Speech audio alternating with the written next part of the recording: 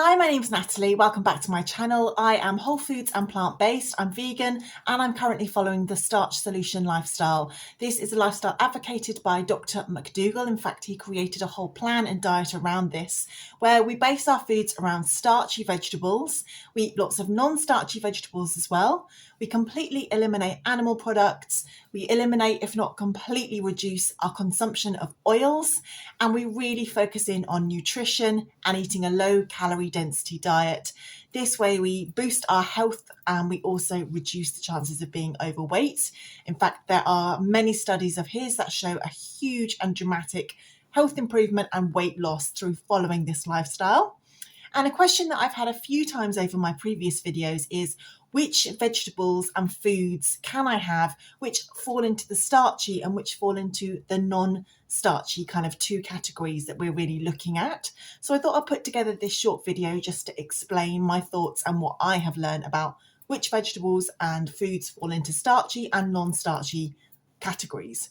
So looking at what Dr. Mcdougall recommends in terms of the starchy vegetable and food category, I'm now going to go through what is acceptable and allowed and what is recommended to eat in this starchy foods category. So the first place to start would be with the whole grains. So within the whole grains, you've got things like barley and oats, brown rice, quinoa, rye, bulgur, couscous, corn, millet. So as you can see, there are quite a few things that come under the whole grains category. Maybe you've tried lots of these before, maybe some of these you've never thought to even buy. But I can tell you from experience that quite often something you've never had in your life before, you buy it and it actually turns out to be very easy to cook or put together or mix with something else. And you think, why have I never had this before?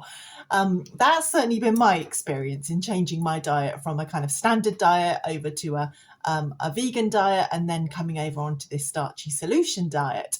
So those are the whole grains. We're really looking at a higher calorie density food when compared to a non-starchy food. And these also provide us with lots of bulk, really. There's lots of fibre and it provides us with that satisfaction that we really need. So if you just made a meal with purely non-starchy vegetables, yes, it's going to be good for you. Of course, it's going to be high in nutrition and it's going to be delicious, but perhaps not really satisfying and filling in the long term of that day. And certainly in the long term, if you did this repeatedly over a number of days or weeks, your body will start to crave more calories and you might find that you'd have to eat an awful amount of food to really satisfy your daily requirements to keep going and functioning properly. So that's why really concentrating on these starches is a very important way to make this lifestyle work for you. Another category under the starchy vegetables is our roots, our root vegetables. So here you'll see things like sweet potatoes, white potatoes, parsnips, water chestnuts, artichoke, burdock, yams, things like celeriac. So lots of different things come under the root vegetable category. And you might look at this and think there are other root vegetables here like carrots or beets and turnips. Why aren't they listed here as a starchy vegetable when they are a root vegetable?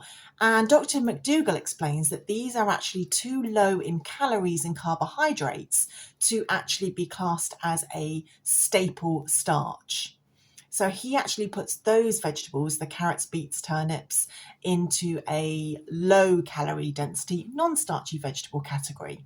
So the root vegetables that you're seeing here on the screen, these are the ones that are going to be really good, again, to use as a base of a meal. Of course, you can mix them up with other starchy vegetables, but these are the root vegetables that Dr. Mcdougall explains are really good as a starch. Another category in the starchy vegetables are the winter squashes.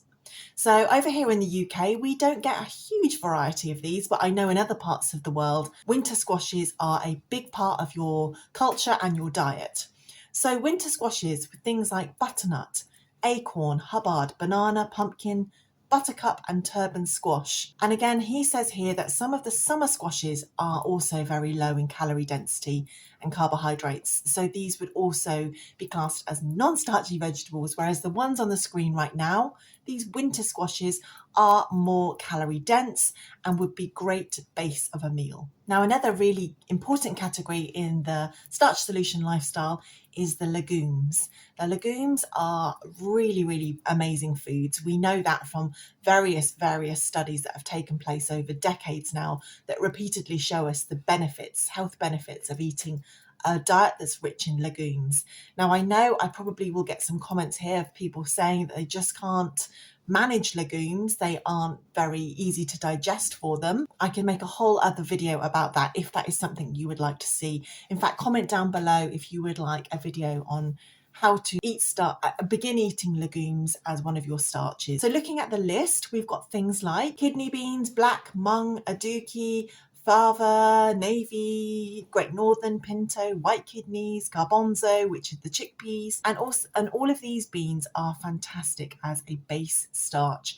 And I'm sure we can all imagine there are tons of different ways you can eat beans, and they can be incorporated into all sorts of different kinds of recipes and meal ideas. And as a note, Dr. Mcdougall explains that soybeans cannot be considered a staple starch because they are actually too high in fat, which is very interesting. Soybeans, I absolutely love them. I think they're so nice. Those are those edamame beans. They are so delicious, but either reducing those completely or not having them very often is apparently the way to go if you really are focusing in on a maximum weight loss diet. Of course, if you are here doing the starch solution for health benefits, then soybeans are brilliant. They're a great food. And of course, you will see in tons of my recipes, I do use soy milk. I always have it in the house. I think it's a good thing for my son to have anyway. And I do put it in lots of my meals and recipes. So I don't avoid soy completely. In fact, sometimes I will even have a bit of tofu. I love it so much. I don't want to not have it in my life.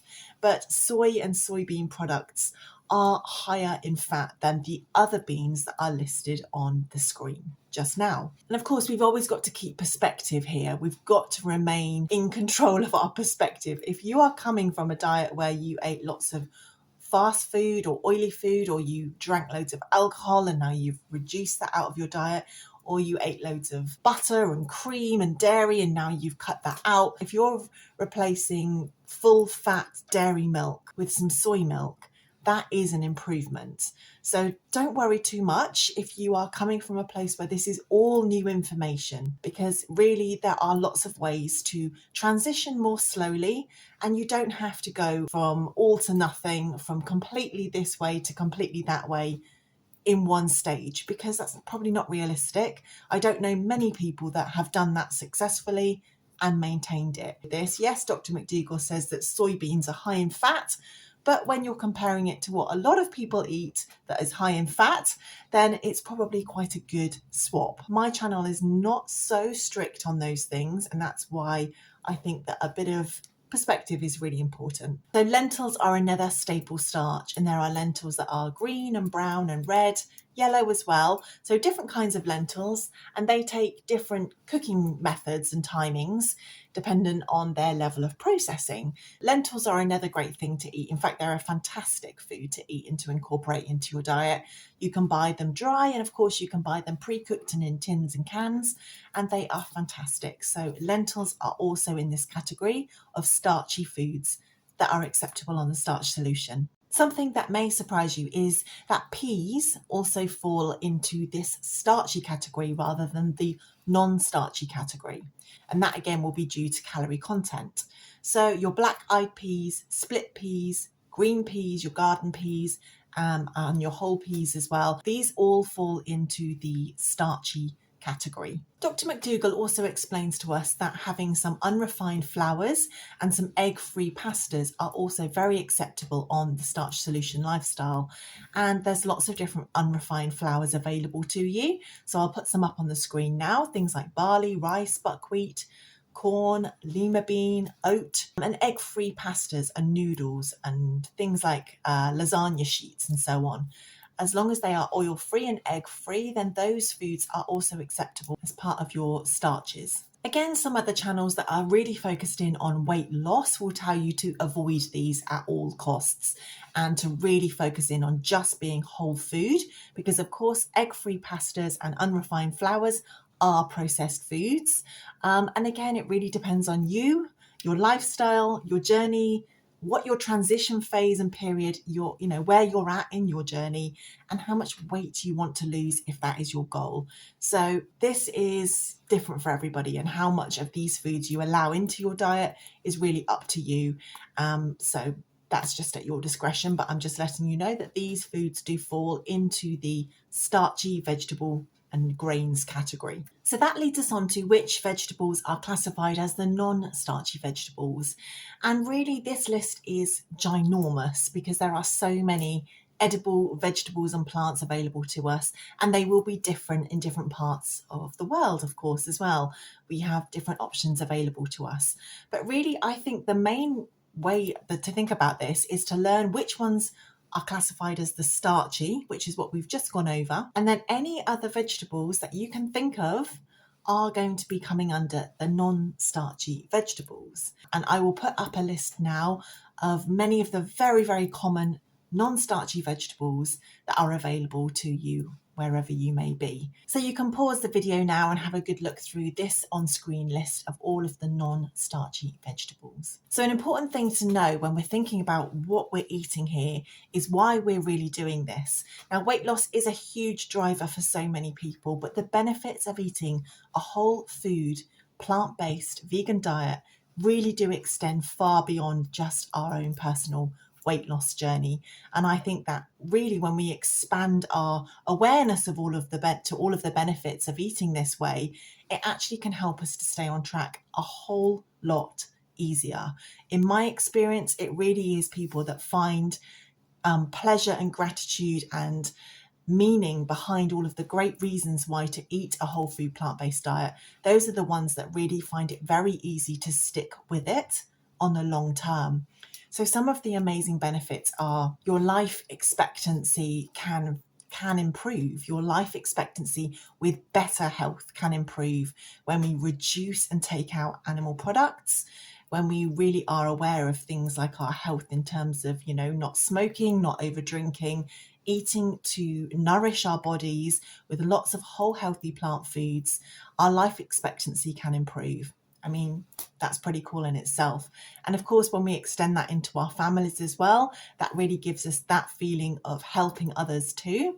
Helping our relatives or our children to eat a more plant-based diet is certainly given me a lot of gratitude. Certainly if somebody shows some interest in that diet and that lifestyle, to be able to explain to them how and why it is so beneficial is a really, really big deal. And I'll link some articles down below that might just help you with a bit more awareness if that's not something you've ever read about before. Also, when we leave animal products completely out of our diet and lifestyle, we really can open up to the idea of how important it is to think about animal welfare and also what is going on in the world environmentally in terms of how much damage and destruction animal agriculture really is causing.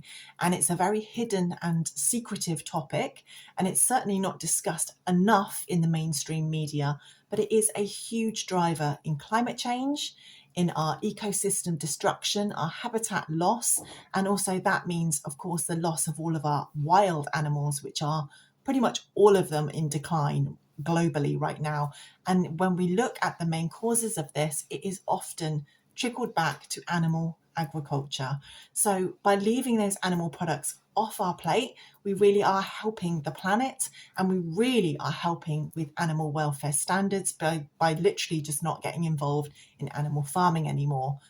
Might be a controversial topic for many, but it really is an important one because let's be honest, if you watch any of the documentaries about animal welfare, animal farming, and the problems that are in that industry now from the mass industrialization of it, it is shocking and frightening just how awful the conditions are for those poor animals. So by choosing a lifestyle like this, you are really helping other sentient beings and helping the planet as well.